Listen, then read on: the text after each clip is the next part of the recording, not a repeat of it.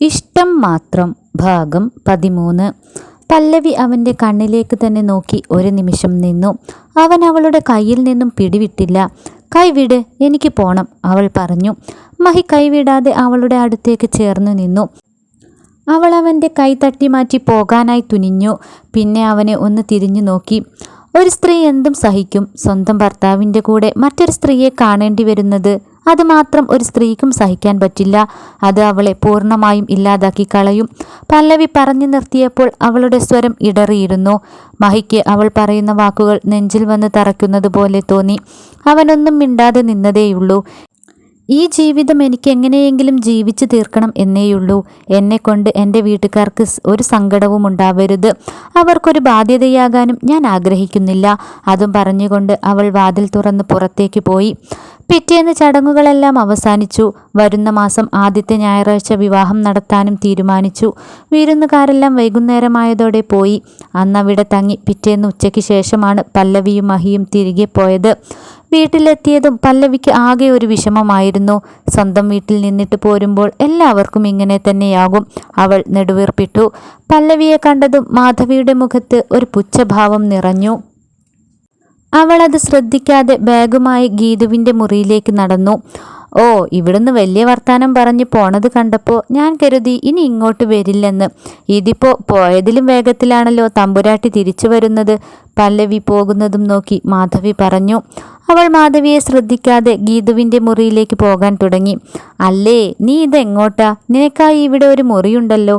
പിന്നെ എന്തിനാ ഗീതുവിൻ്റെ മുറിയിലേക്ക് പോകുന്നത്? ഏട്ടത്തി എൻ്റെ കൂടെ കിടക്കുന്നതിന് എനിക്കില്ലാത്ത വിഷമം എന്തിനാ അമ്മയ്ക്ക്? ഏട്ടത്തിക്ക് ഇഷ്ടമുള്ള ദിവസം വരെ എൻ്റെ മുറിയിൽ ആയിരിക്കും. അതെല്ലാം കേട്ടുകൊണ്ട് നിന്നിരുന്ന ഗീതു അമ്മയുടെ അടുത്തെത്തി. അത് നീ മാത്രം തീരുമാനിച്ചാൽ മതിയോ?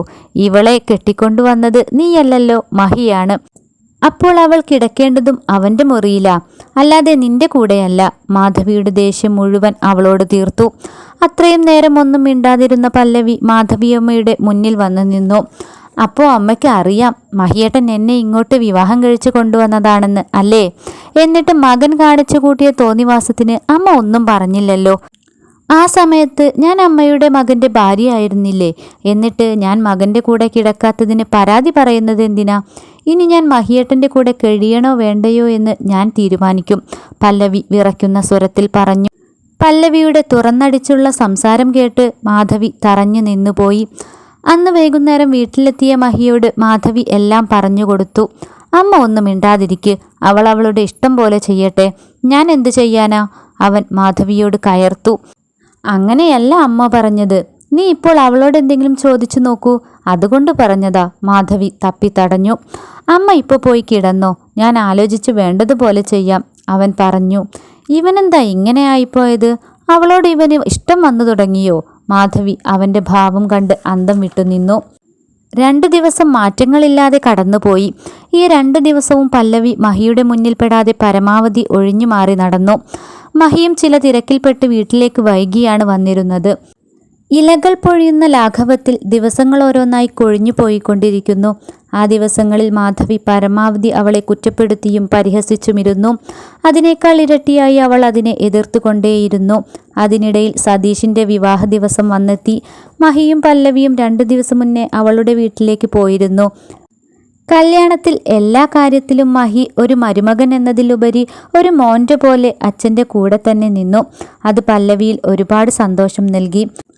പല്ലവിയുടെ വീടിൻ്റെ അടുത്തുള്ള ക്ഷേത്രത്തിൽ വെച്ച് വളരെ ലളിതമായ രീതിയിൽ സതീഷ് സിന്ധുവിൻ്റെ കഴുത്തിൽ താലി ചാർത്തി. അവളെ അവൻ്റെ സ്വന്തമാക്കി. മകൻ്റെ വിവാഹം നിറകണ്ണുകളോടെ വാസുദേവനും ലീലയും മനം കുളിർക്കെ കണ്ടുനിന്നു. അമ്പലത്തിലെ ചടങ്ങുകൾ കഴിഞ്ഞ് എല്ലാവരും വീട്ടിലേക്ക് പോകാനായി ഒരുങ്ങി. സിന്ധു വലതുകാൽ വെച്ച് നിലവിളക്കുമായി അകത്തേക്ക് കയറി. രാത്രി ഏറെ വൈകി എല്ലാവരും കിടക്കാനായി നിന്നു. പാൽ ഗ്ലാസ് സിന്ധുവിൻ്റെ കയ്യിൽ കൊടുത്ത് അവളെ സതീശൻ്റെ മുറിയിലാക്കി പല്ലവി തിരിഞ്ഞു നടക്കാൻ തുടങ്ങിയതും ആ നിമിഷം പല്ലവിയെ പിടിച്ച് നെഞ്ചിലേക്ക് ചേർത്ത മഹിയെ അവൾ ഒരു നിമിഷം നോക്കി നിന്നു. അത്ര കരുതലോടെ സ്നേഹത്തോടെ ആദ്യമായിരുന്നു അവനോട് അവൾ ചേർന്നു നിൽക്കുന്നത്. ആ നിമിഷം ലീല അതിലെ പോയതും മഹി അവളെ വിട്ടുകൊണ്ട് ഉമ്മറത്തേക്ക് നടന്നു. അവൻ നടന്നകന്നു പോകുന്നത് പല്ലവി അവിടെ നിന്ന് നോക്കി നിന്നു. അവൻ പോയതും അവളുടെ മനസ്സിൽ മഹി തന്നെ സ്നേഹത്തോടെ ചേർത്ത് പിടിച്ച ആ നിമിഷമായിരുന്നു. താലി കെട്ടിയ ഭർത്താവിൻ്റെ സ്നേഹത്തോടെയുള്ള ആദ്യ സമീപനം. അത് സത്യമോ മിഥ്യയോ എന്ന് ഇപ്പോഴും വേർതിരിച്ചറിയാൻ അവൾക്ക് കഴിഞ്ഞില്ല. അച്ഛനും അമ്മയും എല്ലാവരും കിടന്നിരുന്നു. മാളൂട്ടിയാണെങ്കിൽ നേരത്തെ കിടന്നുറങ്ങിയിരിക്കുന്നു. അവൾ എന്തു ചെയ്യണമെന്നറിയാതെ നിന്നു. ഒരു നിമിഷം ചിന്തിച്ചുകൊണ്ട് അവൾ തൻ്റെ മുറിയിലേക്ക് പോയി. മഹി മുറിയിലുണ്ടായിരുന്നില്ല. അവൻ വാഷ്റൂമിലാണെന്ന് അവൾ ഊഹിച്ചു. അവൾ കട്ടിലിൻ്റെ ഒരു സൈഡിൽ കയറി കിടന്നു. എല്ലാവരും കിടന്നതിനാൽ അവൾ അവിടെയൊന്നും കിടക്കാൻ നിന്നില്ല. മഹി കുളിച്ചിറങ്ങി വന്നപ്പോൾ കട്ടിലിൽ പല്ലവി കിടക്കുന്നു. അവൻ പതിയെ ബെഡ് ലാമ്പ് ഓഫ് ചെയ്ത് അവൾക്കരികിൽ വന്ന് കിടന്നു. അവൻ അവളുടെ അടുത്തേക്ക് ചേർന്ന് നിന്നു. അവൻ്റെ കൈ അവളുടെ ഇടുപ്പിൽ വെച്ചു. പല്ലവി എഴുന്നേൽക്കണോ വേണ്ടയോ എന്ന മട്ടിൽ കിടന്നു. മഹി അവളെ തന്നിലേക്ക് കൂടുതൽ ചേർത്ത് പിടിച്ചു. അവൻ വളരെ പതിയെ തന്നോടിങ്ങനെ പെരുമാറുന്നത് ആദ്യമായിരുന്നു. പല്ലവി അവൻ അന്ന് ഗൗരിയുടെ കൂടെയുണ്ടായ സംഭവങ്ങൾ എല്ലാം ഏറ്റുപറഞ്ഞു. സങ്കടം കൊണ്ട് അവൻ്റെ മിഴികൾ നിറഞ്ഞു. നിനക്കെന്തെങ്കിലും തോന്നിയെങ്കിൽ എന്നോട് ക്ഷമിക്കണം. അവൻ അപേക്ഷാസ്വരത്തിൽ പറഞ്ഞപ്പോൾ അവൾക്കും സങ്കടമായി. അവൾ അവനിലേക്ക് ചേർന്ന് കിടന്നു. അവളുടെ സങ്കടങ്ങൾ മുഴുവൻ അവൻ്റെ നെഞ്ചിലേക്ക് പെയ്തിറങ്ങി. ഇങ്ങനെയൊരു ഭർത്താവിനെയാണ് അവൾ ആഗ്രഹിച്ചിരുന്നത്. അവൾ അവനിലേക്ക് ചേർന്നു കിടന്നു. അവൻ പതിയെ അവളുടെ ചുണ്ടുകൾ കവർന്നെടുത്തു. അവളുടെ കണ്ണുനീരിനെ അവൻ ഇല്ലാതെയാക്കി. പിന്നെ അവളുടെ ചുണ്ടുകൾ നുണഞ്ഞു തുടങ്ങി. അവളുടെ ചുണ്ടുകൾ അവൻ തേൻ കുടിക്കുന്ന ശലഭത്തെപ്പോലെ ആയി മാറി. പറയൂ പല്ലവി, നീ എന്നോട് ക്ഷമിക്കില്ലേ? മഹിയുടെ ശബ്ദത്തിലെ മാറ്റം മനസ്സിലാക്കി പല്ലവി അവൻ്റെ മുഖത്തിലൂടെ വിരലോടിച്ചു. പല്ലവിക്ക് സങ്കടം കൊണ്ട് വാക്കുകൾ കിട്ടിയില്ല. അവൾ മഹിയുടെ മുഖത്തേക്ക് മുഖമടുപ്പിച്ചു. പല്ലവിയുടെ കണ്ണുകൾ മഹിയുടെ ചുടുനിശ്വാസമേറ്റ് അടഞ്ഞുപോയി. അവൾ അവൻ്റെ കഴുത്തിൽ ചുറ്റിപ്പിടിച്ചു. അവൻ പതിയെ അവളുടെ ചുണ്ടുകൾ കവർന്നു. ശരീരങ്ങൾ തമ്മിൽ കൂടുതൽ അടുത്തു. അവൻ്റെ ആ കരവലയത്തിൽ ഏറ്റവും സംതൃപ്തിയോടെ പല്ലവി അന്ന് കിടന്നു.